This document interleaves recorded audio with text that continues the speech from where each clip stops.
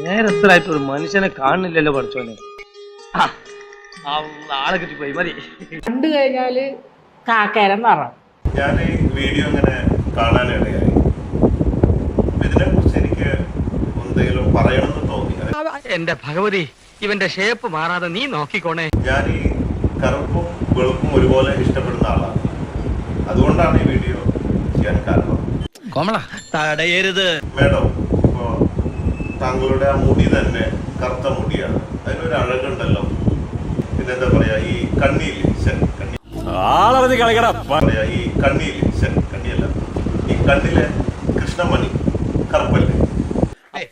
എന്തായാലും കലക്കിട നിന്നെ ഞങ്ങൾ സമ്മതിച്ചു തന്നിരിക്കുന്നു എന്നിങ്ങനെ തുടങ്ങി നമ്മൾ ഈ അടിമുടി നോക്കിയാൽ ഒരുപാട് കറുത്ത പാടുകളൊക്കെ കാണാം.